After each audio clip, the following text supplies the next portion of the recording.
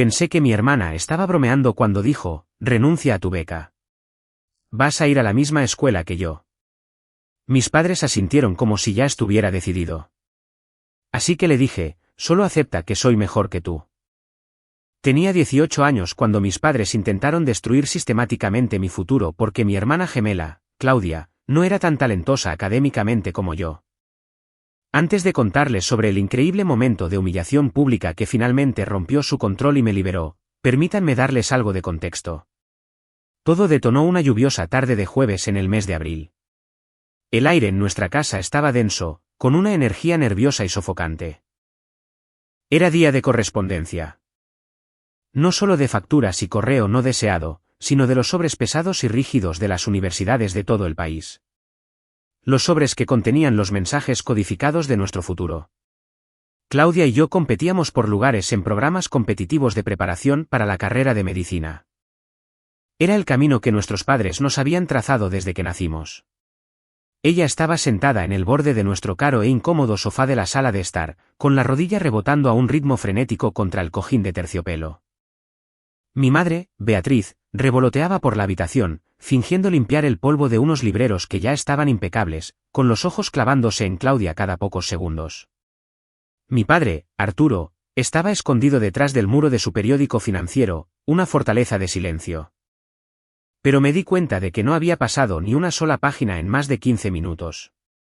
Cuando el familiar chirrido del camión del correo resonó en nuestra calle suburbana obsesivamente cuidada, Claudia se levantó de un salto como si la hubieran electrocutado.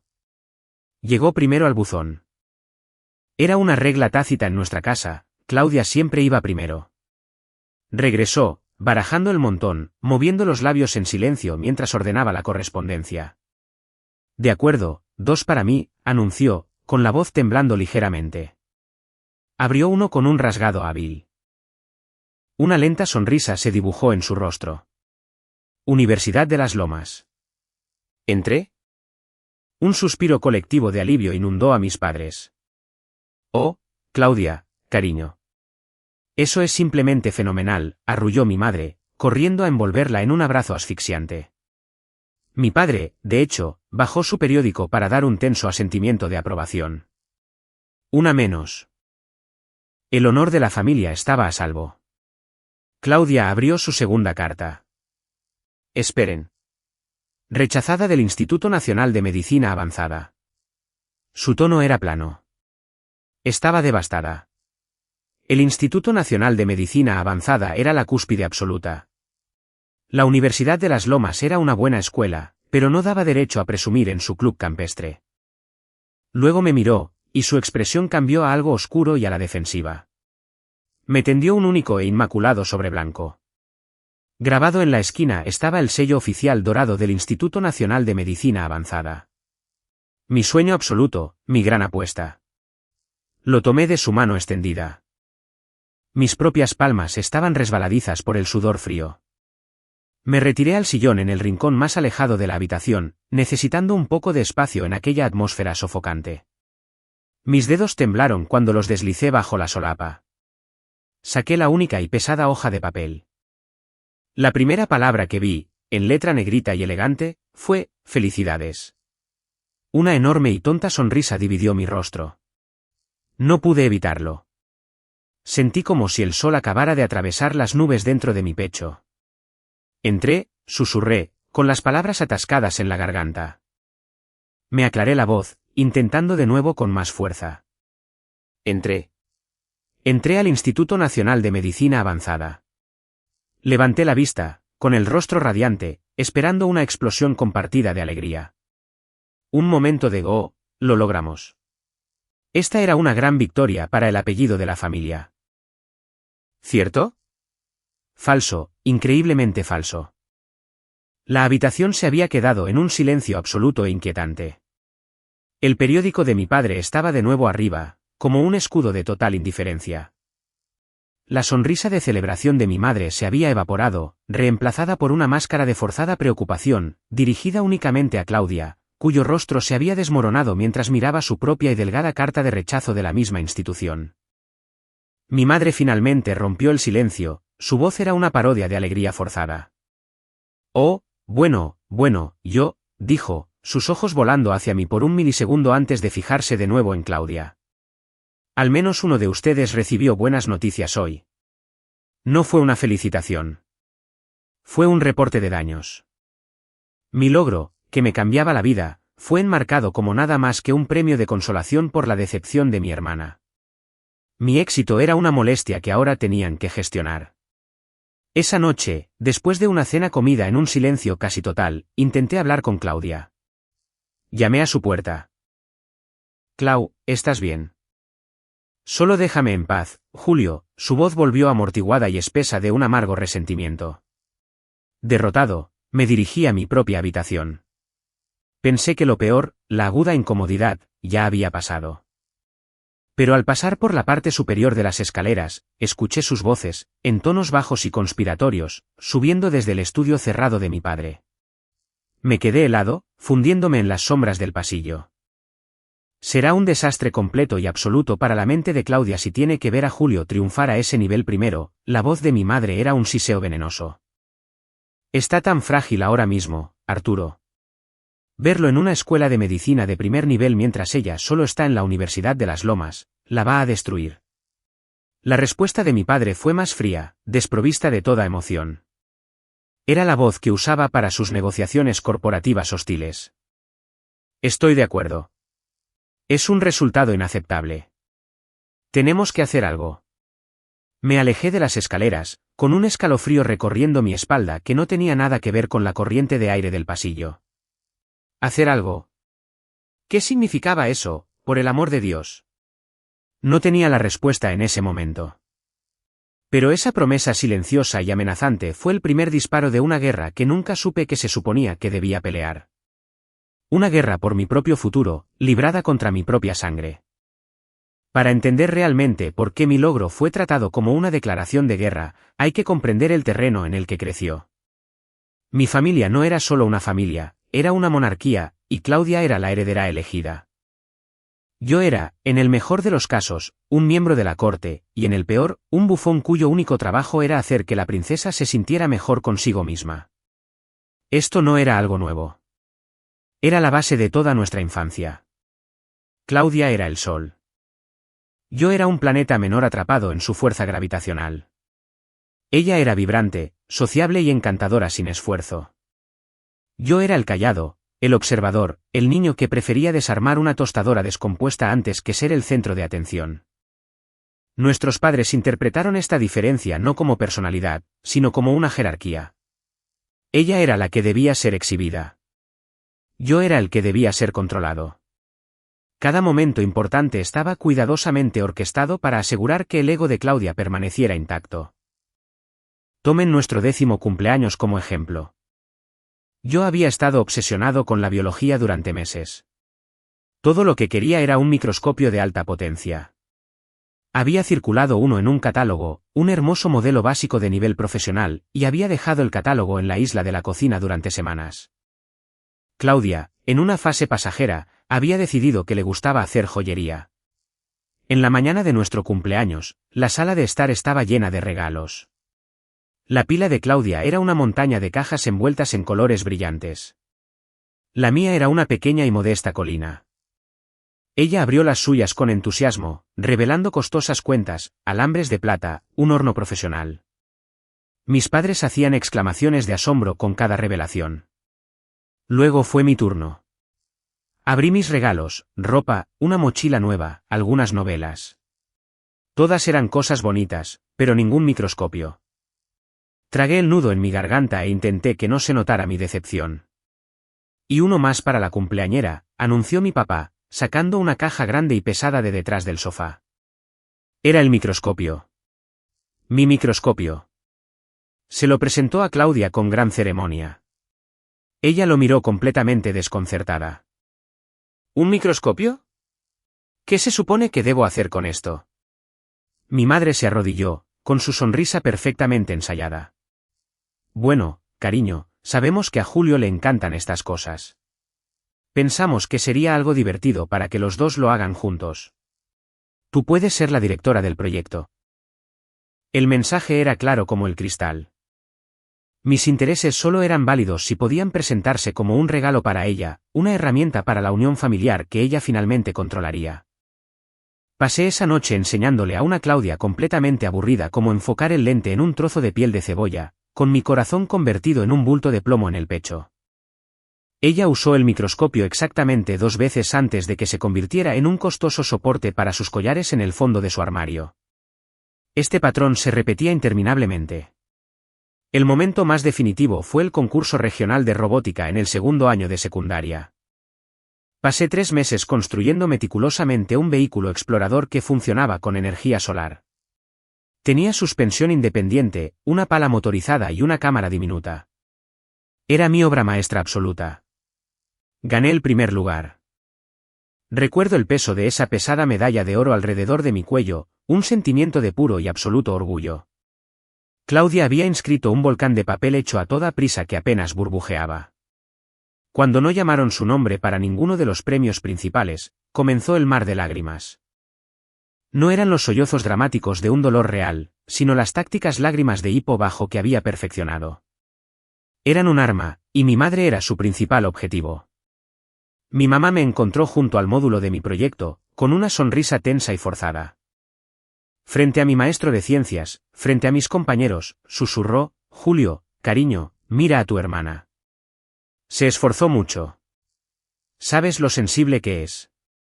Sería un gesto muy amable y generoso de tu parte dejarle usar tu medalla para las fotos. Al fin y al cabo, es solo un trozo de metal.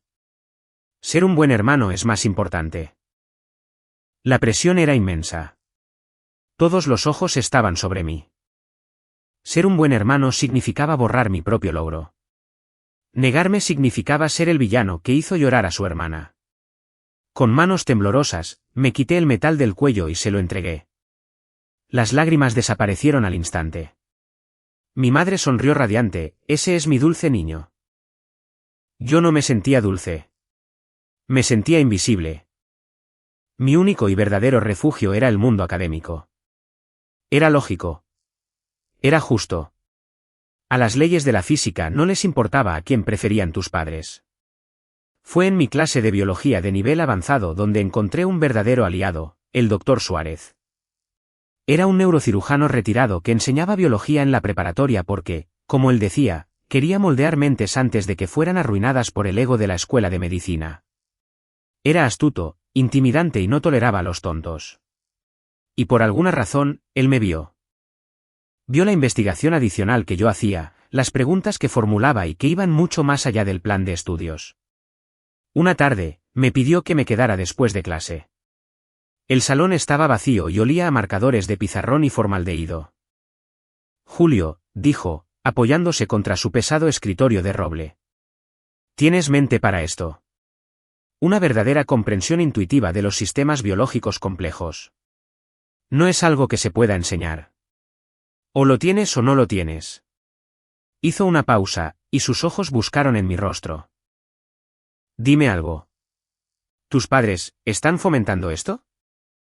Sentí que un sofoco de calor me subía por el cuello. Ellos quieren que nosotros seamos médicos, murmuré, dejando que la palabra nosotros colgara pesadamente en el aire. El doctor Suárez asintió lentamente, con una profunda y triste comprensión en su mirada. Ya veo a qué te refieres con ese nosotros. Metió la mano en su desgastado maletín de cuero y sacó un grueso e intimidantemente denso libro de texto médico, el Atlas de Anatomía Humana de Nete. Este fue mi compañero durante mi primer año en la Facultad de Medicina.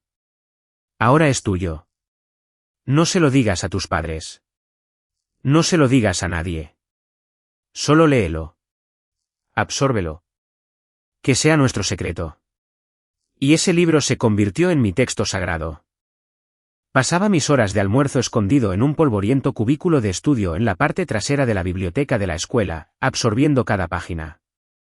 Mis padres, mientras tanto, estaban invirtiendo una pequeña fortuna en tutores privados de élite para Claudia. Tutores que llegaban en autos caros, tutores de los que mi madre presumía en su club de tenis. Claudia está trabajando con el doctor Vargas de la universidad, decía en voz alta. Él cree que ella tiene un futuro prometedor. Yo no estaba celoso de las tutorías en sí. Me destrozaba la flagrante disparidad en la inversión. Estaban apostando por ella. Se esperaba que yo lo resolviera todo por mi cuenta. Fue el doctor Suárez quien me empujó a postularme al Instituto Nacional de Medicina Avanzada. Pensé que era una broma. No aceptan a chicos como yo, había argumentado. ¿Qué chicos? Los que son brillantes pero no tienen una porra animándolos en casa, contrarrestó él con una sonrisa seca. A veces, Julio, eso es exactamente lo que están buscando. Un talento como el tuyo tiene que forjar su propio camino. Nunca, jamás, dependas de la buena voluntad de los demás para validar tu valor. Tu valor es inherente. Recuerda eso. Mi otra ancla era mi hermano mayor, Leonardo. Era 4 años mayor que yo y había escapado a una universidad en el otro extremo del país en el instante en que cumplió 18 años. Él veía a nuestra familia con la claridad cristalina que da la distancia. El verano antes de irse, me hizo sentar en su habitación vacía. Julio, dijo, con voz mortalmente seria. Te voy a dar un consejo, y necesito que me escuches. Mamá y papá tienen un enorme punto ciego llamado Claudia. Siempre van a manejar las situaciones para proteger sus sentimientos, incluso si eso significa sacrificarte a ti. Tienes que protegerte. Se inclinó más cerca. Inicia un archivo, uno secreto, en tu computadora portátil. Si dicen algo importante, anótalo. Si hay una conversación extraña, documentala. Fecha, hora, palabras exactas. Suena paranoico, lo sé, pero los datos no tienen sentimientos. Los datos son simplemente la verdad. Y algún día podrías necesitar que la verdad esté de tu lado. Se sentía profundamente cínico, como en una película de espías armando un expediente sobre mis propios padres. Pero la mirada en sus ojos era tan urgente que lo hice. Creé una carpeta oculta llamada Seguro. Durante años, estuvo ahí casi vacía, hasta ahora. Después de escucharlos en el estudio aquella noche de abril, con el corazón martilleando contra mis costillas, encendí mi computadora portátil. Abrí la carpeta Seguro y creé un nuevo archivo de texto. Fecha, 14 de abril. Hora, aproximadamente, 10:45 de la noche. Asunto: discusión de los padres sobre la aceptación en el Instituto Nacional de Medicina Avanzada. Escuché a mi madre y a mi padre en el estudio. Mi madre afirmó que mi éxito sería un desastre para la mente de Claudia. Mi padre afirmó que tenemos que hacer algo. Implicación: tienen la intención de interferir con mi inscripción en el instituto para proteger el ego de Claudia. Fue el primer ladrillo en el muro que tendría que construir para proteger mi propio futuro. Habían hecho su primer movimiento en las sombras. Ahora, gracias a Leonardo, yo estaba listo para empezar a encender las luces. Primera actualización. Las semanas siguientes a esa noche fueron una clase magistral de guerra psicológica. Mis padres no me confrontaron directamente. Eso habría sido demasiado honesto. En su lugar, emprendieron una campaña de negligencia estratégica diseñada para desgastarme. Cada vez que mencionaba al Instituto Nacional de Medicina Avanzada, o un formulario de alojamiento que necesitaba que firmaran, o una pregunta sobre el portal de ayuda financiera, la conversación era asfixiada hábilmente. Mi madre recordaba de repente una llamada telefónica urgente o ponía una expresión de dolor y suspiraba.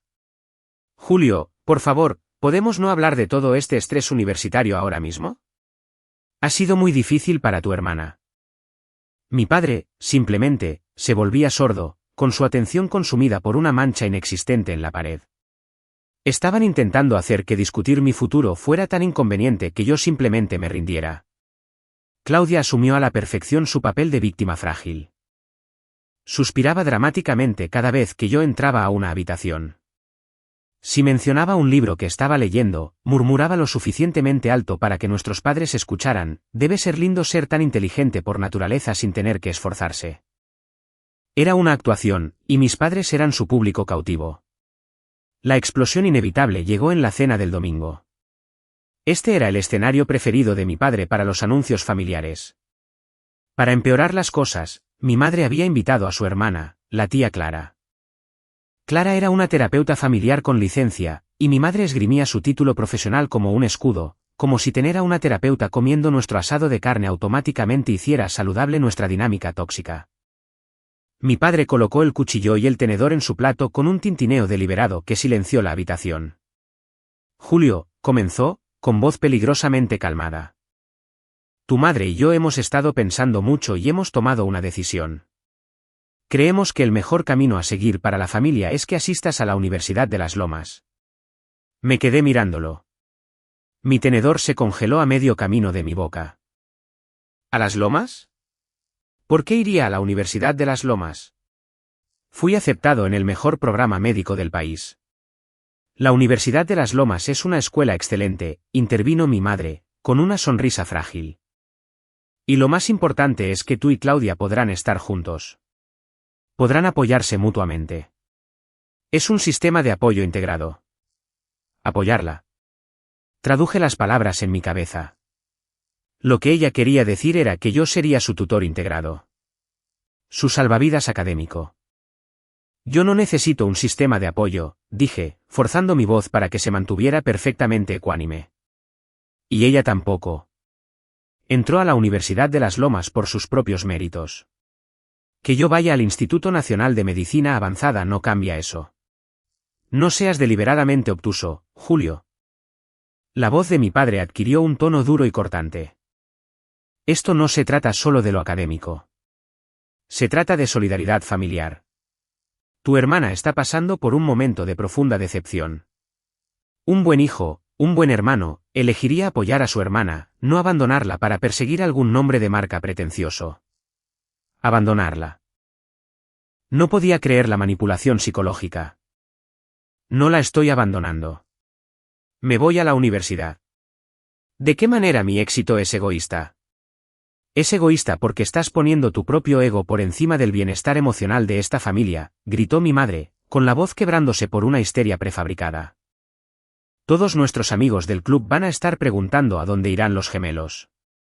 ¿Qué se supone que debemos decirles? ¿Que uno se fue corriendo a una escuela de élite y la otra no? Hace parecer que hay algo mal con ella, con nosotros. Así que de eso se trataba. No de los sentimientos de Claudia. Era su imagen, su posición social. Mi éxito era una pesadilla de relaciones públicas que necesitaban enterrar. La tía Clara se aclaró la garganta, sintiendo que era su turno.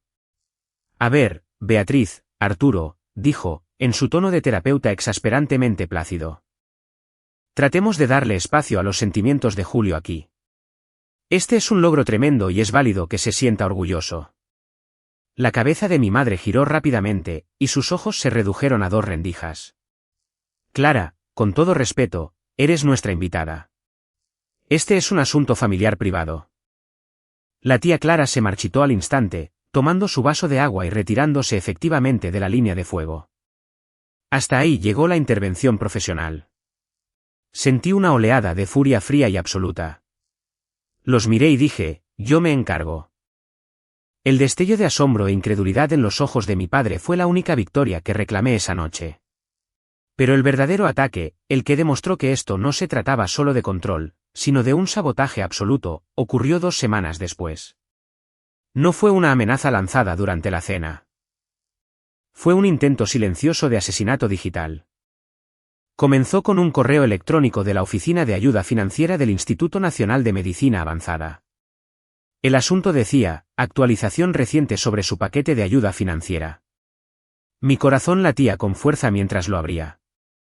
El correo me informaba que, debido a información financiera actualizada recientemente proporcionada por su familia, mi elegibilidad para la beca por necesidad económica del instituto estaba siendo reevaluada. Indicaba que mi aportación familiar esperada había aumentado significativamente, y por lo tanto, mi beca de 810.000 pesos al año probablemente sería eliminada por completo. Me quedé mirando la pantalla, con la mente a toda marcha. ¿Información financiera actualizada? El negocio de bienes raíces comerciales de mi padre estaba en auge. ¿De qué estaban hablando? Pasé una hora en un estado de pánico buscando en Internet. ¿Había quebrado su empresa? Nada. Entonces, la voz de Leonardo hizo eco en mi cabeza, los datos son poder. Marqué su número, con las manos temblándome tanto que dejé caer mi teléfono 2 veces. Leonardo, soy yo. ¿Hicieron algo? Le leí el correo electrónico. Se quedó en silencio por un largo momento. Luego, soltó una maldición aguda y violenta. Esos absolutos bastardos, respiró. Julio. No perdieron dinero. ¿Mintieron? ¿A qué te refieres con que mintieron? Hay un vacío legal, explicó, con una voz que era una mezcla de furia y una escalofriante calma analítica. Los padres pueden presentar una solicitud de juicio profesional ante una oficina de ayuda financiera, alegando un cambio repentino y drástico en las circunstancias, como pérdida de empleo, altas facturas médicas o deducciones empresariales masivas. Papá trabaja por su cuenta. Probablemente presentó una declaración anual modificada que muestra pérdidas empresariales masivas y fabricadas para el trimestre actual. Están hundiendo deliberadamente tu paquete de ayuda financiera desde adentro. La pura malicia calculada del asunto me dejó sin aliento. Esto no era un crimen pasional. Era un ataque estratégico premeditado, diseñado para hacer que mi sueño fuera financieramente imposible. No solo se negaban a ayudar. Estaban trabajando activa y secretamente para destruirme. ¿Por qué? Fue todo lo que pude susurrar. Porque si no puedes pagar el Instituto Nacional de Medicina Avanzada, tendrás que volver a ellos arrastrándote, dijo Leonardo con tristeza. Tendrás que aceptar sus términos. Tendrás que ir a la Universidad de las Lomas. Te están quitando todas tus otras opciones. Julio, esto es la guerra. Colgué el teléfono y corrí al baño, con arcadas sobre el lavabo. Mi cuerpo se convulsionaba por la absoluta conmoción y la traición. Después de unos minutos, me eché agua fría en la cara y miré mi reflejo. Mis ojos estaban inyectados en sangre, mi rostro pálido, pero detrás del miedo, vi el destello de algo más, una ira dura y fría como el diamante que quemó el pánico. Volví caminando a mi habitación, me senté frente a mi computadora portátil y abrí la carpeta seguro.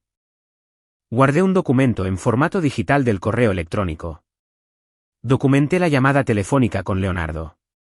Ya no era un hijo. Era un demandante construyendo un caso hermético contra mi propia sangre. A la mañana siguiente, hice la llamada telefónica más aterradora de mi vida. Llamé a la oficina de ayuda financiera del Instituto Nacional de Medicina Avanzada. Yo era un chico de 18 años a punto de acusar a mis adinerados padres, una acusación altamente inusual y delicada. Legalmente, dado que presentaron el papeleo, tenemos que procesarlo. Mi corazón se hundió.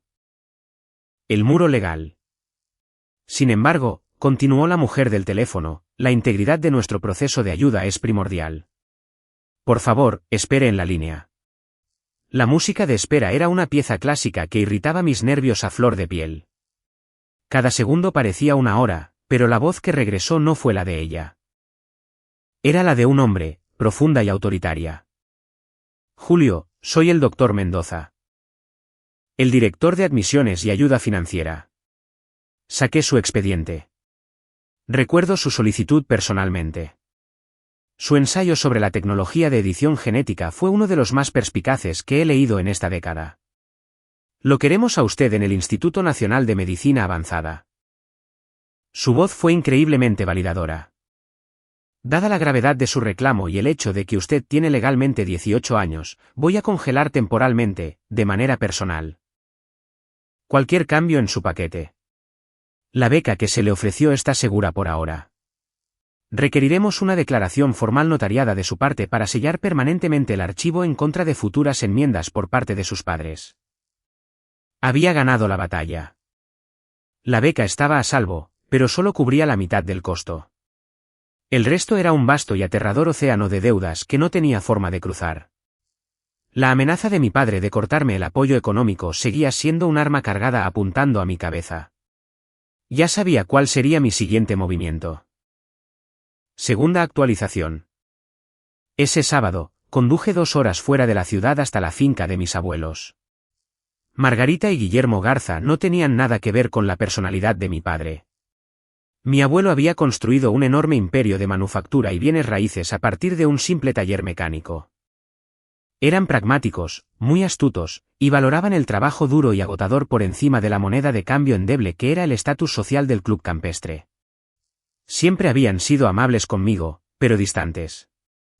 Hoy iba a obligarlos a que me vieran. No llegué llorando. No llegué quejándome. Llegué vistiendo un traje, llevando un maletín de cuero que Leonardo me había enviado por correo. Los hice sentar en su biblioteca bañada por el sol, una habitación que olía a papel viejo y abrillantador de limón. No estoy aquí para quejarme de mi padre, comencé, con voz clara y firme. Estoy aquí para presentarles una propuesta de negocios. Abrí el maletín y expuse todo sobre la mesa de caoba, mi carta de aceptación al Instituto Nacional de Medicina Avanzada, el correo electrónico fraudulento de la ayuda financiera, los recibos de nómina y las declaraciones de impuestos que había copiado sigilosamente de la oficina en casa de mi padre. Y el archivo seguro que detallaba las conversaciones. Luego presenté una hoja de cálculo detallada con cada concepto desglosado.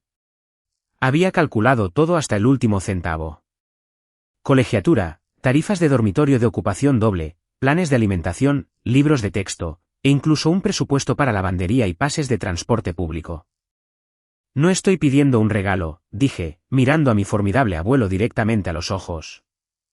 Estoy pidiendo un préstamo. He redactado un contrato legal aquí. Propone una tasa de interés del 6% y estipula un plan de pago que comenzaría 6 meses después de que termine mi residencia médica. Les pido que sean mis inversionistas ángeles. Mi abuelo Guillermo, un hombre que rutinariamente negociaba acuerdos de 1.800 millones de pesos, tomó mi hoja de cálculo. La estudió sin decir una palabra, con el rostro convertido en una máscara severa e indescifrable. Mi abuela, Margarita, quien había manejado los libros de la empresa durante 40 años, leyó mi contrato de préstamo casero con los labios apretados en una línea fina. El silencio era ensordecedor. Si decían que no, mi sueño estaba muerto. Finalmente, mi abuelo dejó el papel sobre la mesa. Miró a mi abuela e intercambiaron una larga y silenciosa mirada que contenía 1000 palabras no dichas. Luego giró sus penetrantes ojos grises hacia mí. Tu padre, dijo Guillermo con una voz que era un murmullo bajo y áspero, siempre tuvo poca determinación.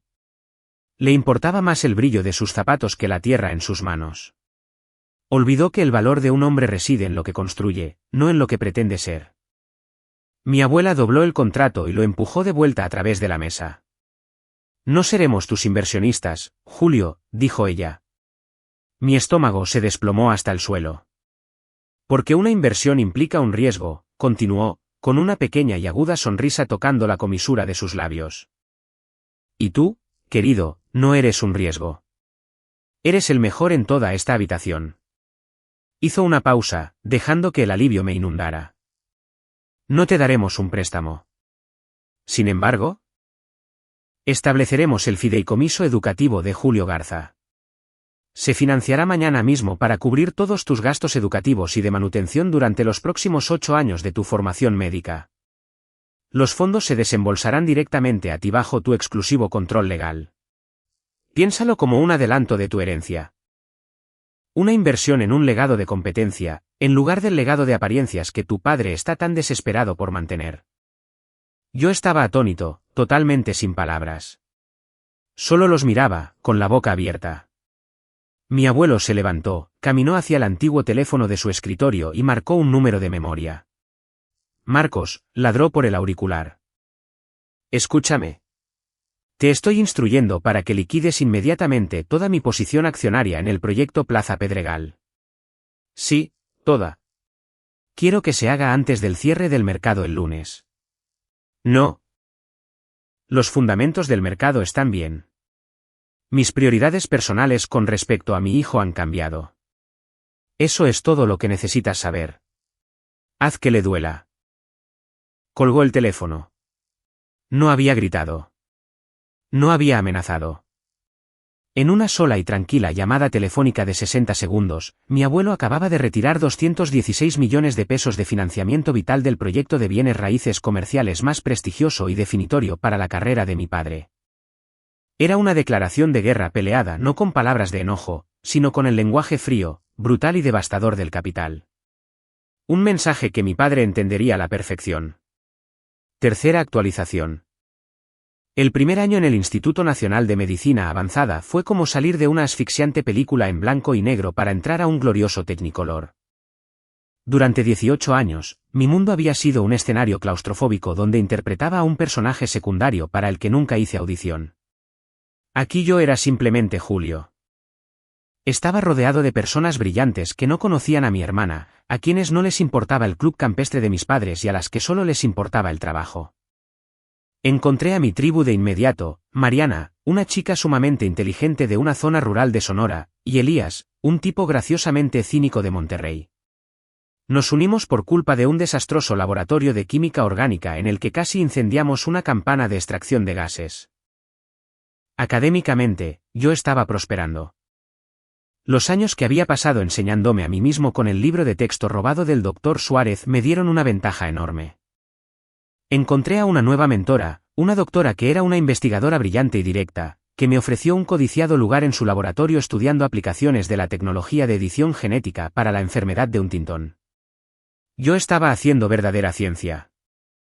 Mientras tanto, el silencio por parte de mis padres era absoluto. El preciado proyecto Plaza Pedregal de mi padre se había estancado por completo después de que mi abuelo retirara el financiamiento, convirtiéndose en una enorme vergüenza pública en sus círculos sociales. Según Leonardo, el ambiente en casa era apocalíptico. Habían hecho un par de intentos desesperados, un mensaje de voz lleno de culpa de mi madre, un correo electrónico de mi padre ofreciendo reconsiderar su postura si yo me disculpaba. Borré ambos. Su poder sobre mí había desaparecido y estaban aterrorizados por ello. Pensé que todo había terminado, pero el universo me tenía reservado un último y espectacular acto de karma.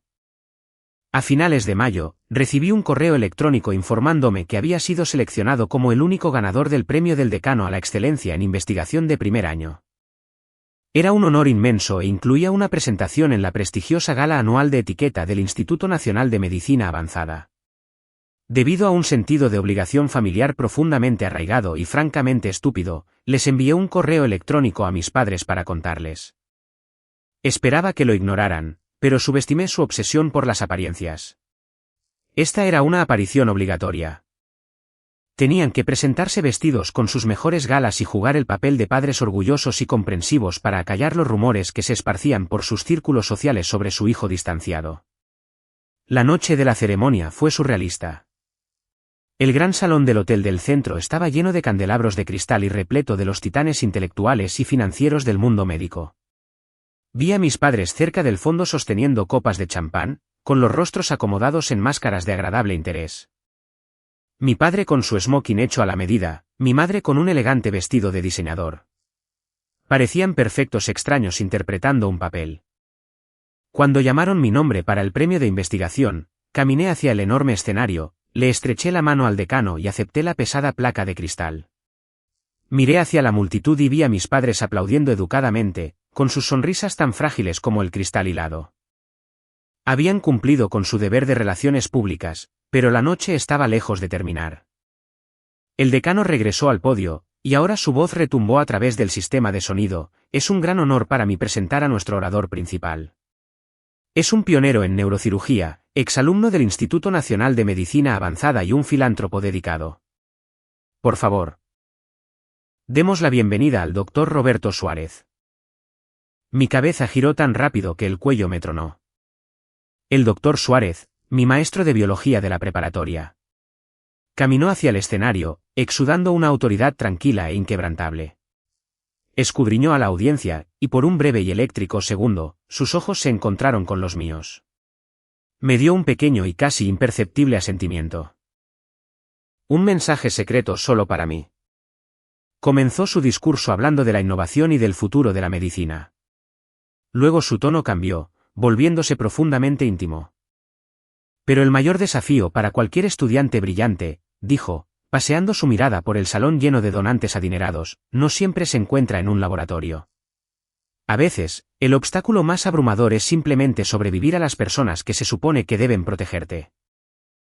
Un silencio se apoderó de la habitación. Por el rabillo del ojo, vi a mis padres. Ya no estaban sonriendo. Este año, lancé la beca de la Fundación Suárez, continuó, con una voz que resonaba con pasión. Es una dotación completa de 4 años diseñada para respaldar a un estudiante que se ha enfrentado a una profunda adversidad y simplemente se negó a que le arrebataran su destino. Al revisar las solicitudes, una historia captó nuestra atención. Un joven con un intelecto asombroso que no escribió sobre pobreza, sino sobre una guerra psicológica silenciosa librada dentro de su propio hogar. El aire en el salón de baile estaba tan denso que uno podía asfixiarse en él. Me atreví a mirar a mis padres. Sus rostros estaban cenicientos, de un blanco absoluto. Sus sonrisas habían desaparecido por completo, reemplazadas por máscaras idénticas de un horror incipiente e ineludible. El doctor Suárez aún no había usado mi nombre, pero estaba pintando un retrato vívido e innegable de su abuso ante una sala llena de los mismos compañeros de élite a los que mis padres pasaban sus vidas intentando impresionar. Los padres de este joven conspiraron activamente para presentar documentos financieros fraudulentos a esta misma universidad para destruir su beca, simplemente porque su brillantez resultaba inconveniente para la narrativa familiar que ellos preferían. La voz del doctor Suárez resonó como un trueno. Jadeos de asombro ondularon entre la multitud. Él contraatacó sin más que la verdad y un espíritu inquebrantable. Damas y caballeros, el primer ganador en la historia de la beca de la Fundación Suárez es el señor Julio Garza. Silencio. Por un latido, el mundo dejó de girar. Luego, estallaron los aplausos. No fue un aplauso cortés. Fue un rugido, una ola de sonido atronadora. Todo el salón se puso de pie en una ovación. Mariana y Elías gritaban mi nombre. Mis abuelos, que habían tomado un vuelo sin decirme nada, estaban de pie, y mi abuela lloraba abiertamente. El reflector me encontró, inmovilizándome en su resplandor cegador. Mientras caminaba hacia el escenario para estrechar la mano del doctor Suárez, miré hacia el mar de rostros y encontré a mis padres. Estaban de pie. No tenían opción. Toda la sala de multimillonarios, decanos y médicos de élite estaba de pie, y ellos estaban atrapados. Aplaudían, moviéndose de forma mecánica y espasmódica. Sus rostros estaban congelados en una grotesca y agonizante parodia de orgullo. Estaban atrapados en una pesadilla pública creada por ellos mismos, obligados a participar en la ensordecedora adoración pública del mismo hijo al que habían intentado quebrar. El doctor Suárez me apretó la mano con firmeza. Se inclinó cerca y me dijo en un susurro feroz: «Tú forjaste tu propio camino, Julio. Ahora ve y ciégalos con tu luz». Esa fue mi victoria. No fue una discusión silenciosa en una sala de estar. Fue una sinfonía de destrucción pública, innegable y absoluta de su falsa imagen. Más tarde esa noche, mi teléfono vibró. Era mi padre. Deslicé el dedo para responder, sin sentir nada más que una fría calma. «Julio». Su voz sonaba hueca, desprovista de toda su resonante autoridad. Era la voz de un hombre completamente derrotado. Ese fue un gran espectáculo el de esta noche. Tu madre está inconsolable. Ese hombre nos hizo quedar como unos monstruos. Él dijo la verdad, Arturo, respondí, con voz serena. Simplemente lo hizo en un salón de baile en lugar de en un tribunal. Se quedó en silencio. Quería que yo gritara, que me enfureciera, para darle una apertura y llamarme histérico. Le negué la batalla. «¿Qué quieres, papá?», pregunté. «Quiero a mi familia de vuelta. Quiero que las cosas vuelvan a ser como eran». «Eso nunca va a suceder», dije con una finalidad absoluta. «La dinámica en la que mi valor es un sacrificio para el ego de Claudia está muerta. Los padres que falsificaron documentos federales para arruinar la vida de su hijo están muertos para mí. Si alguna vez quieren una relación conmigo, será bajo mis propios términos. Como adulto. Me respetarán o no volverán a hablarme nunca más». No esperé a su respuesta. Simplemente colgué. El silencio en mi dormitorio no era solitario. Era el sonido de una paz total y absoluta. Cuarta actualización. El cierre definitivo. Han pasado algunos años desde esa noche. Ahora estoy en mi residencia médica trabajando agotadores turnos de 36 horas, y nunca he sido más feliz. La posición social de mis padres nunca se recuperó. La historia de lo que hicieron se convirtió en un chisme legendario y la firma de mi padre se redujo silenciosamente después de que mi abuelo cortara lazos de forma permanente con él. Pero la última pieza de comprensión llegó de una fuente inesperada, mi tía Elena, la hermana distanciada de mi padre. Nos reunimos para tomar un café el año pasado y ella deslizó una vieja fotografía por la mesa. Mostraba una versión joven y tímida de mi padre, de pie junto a un chico más alto y carismático que se parecía mucho a él. «Ese es tu tío Jonathan», me dijo Elena suavemente. Él era el hijo dorado. El mejor de la clase, atleta estrella. Brillante. Tu padre pasó toda su vida a la sombra de Jonathan, sintiéndose como una decepción inútil. Jonathan murió en un accidente automovilístico a los 20 años. Tu padre estaba devastado. Pero creo que también sintió alivio. La sombra había desaparecido. Me miró con profunda tristeza. Cuando te veía a ti, Julio, veía a Jonathan. Tu brillantez natural lo aterrorizaba. Y cuando miraba a Claudia, se veía a sí mismo. Arregló el juego porque juró que nunca dejaría que su hija se sintiera como él se sintió. Se convirtió en el monstruo que odiaba para protegerla. Esto no justificaba ni una sola de las cosas que hizo, pero finalmente tenía sentido. La ira que yo cargaba se enfrió para convertirse en una lástima profunda y cansada. En cuanto a Claudia, de hecho, reprobó y abandonó la Universidad de Las Lomas en su segundo año sin que yo estuviera ahí para servirle de chivo expiatorio. Colapsó bajo el peso de expectativas que nunca podría cumplir. Me llamó una noche sollozando con lágrimas reales y desgarradoras, admitiendo que no podía hacerlo. Por primera vez, no sentí resentimiento. Solo sentí lástima por una chica a la que le habían mentido toda su vida. Pasé horas al teléfono enseñándole a estudiar. Eventualmente, se cambió a enfermería, un campo que realmente ama, y ahora está prosperando. La semana pasada recibí una carta escrita a mano de ella. Julio. Lo siento muchísimo. Me encantaba ser la favorita y dejé que usaran mis sentimientos para frenarte porque me beneficiaba. Finalmente lo veo todo. Que te negaras a renunciar a tu premio no era un intento tuyo por humillarme. Era simplemente tú negándote por fin a borrarte a ti mismo. Estoy increíblemente orgullosa del hombre en el que te has convertido. Con amor. Claudia. Me paré junto a la ventana de mi departamento, mirando las luces de la ciudad. El poder no es algo que las personas puedan darte o quitarte. El verdadero poder es la creencia silenciosa e inquebrantable en tu propio valor. Construido ladrillo a doloroso ladrillo en la oscuridad. Y una vez que lo construyes, nadie podrá jamás destruirlo.